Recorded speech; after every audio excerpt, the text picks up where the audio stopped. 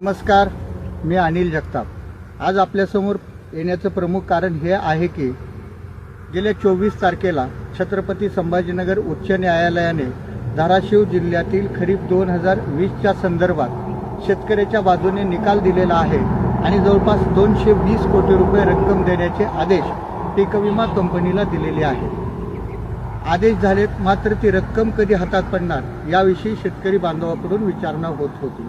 या संदर्भात माहिती देण्यासाठी आपल्या समोर आलेलो आहे।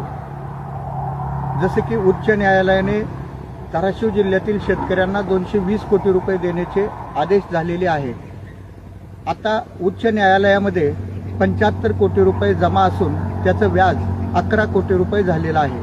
ही रक्कम 86 कोटी रुपये होती। उर्वरित 134 कोटी रुपये राज्य शासन पीक विमा कंपनीला हप्त्यापोटी देणे बाकी आहे। त्या संदर्भात आता तातडीनं हालचाली सुरू झालेल्या आहेत। माननीय मुख्यमंत्र्यांकडे यासाठी मी मेलद्वारेही मागणी केलेली आहे। तसेच धाराशिव जिल्ह्याच्या कृषी असेल, महसूल असेल, जिल्हा प्रशासनाने माननीय उच्च न्यायालयामध्ये 86 कोटीचा डीडी प्राप्त करून घेण्यासाठी पत्र दिलेलं असून लवकरच 2-3 दिवसामध्ये तो डीडी जिल्हा प्रशासनाला प्राप्त होईल। तसेच 134 कोटी रुपये रकमेसाठी कृषी आयुक्त तसेच कृषी खात्याबरोबर जिल्हा प्रशासनाने पत्रव्यवहार केलेला आहे। तीही रक्कम येत्या 15 दिवसाच्या आत शेतकऱ्याच्या खात्यावरती वर्ग होईल अशी शक्यता आहे।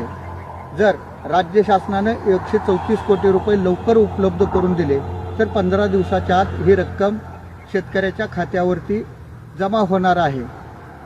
उच्च न्यायालयामध्ये जमा असलेली रक्कम माननीय जिल्हाधिकारी यांच्याकडे वर्ग व्हायला काही वेळ लागणार नाही।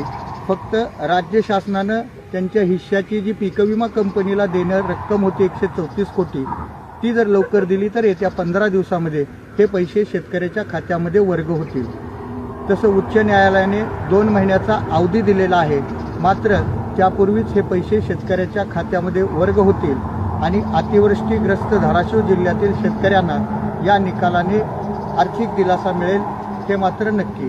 ही माहिती देण्यासाठी मी आपल्यासमोर आलो। नमस्कार।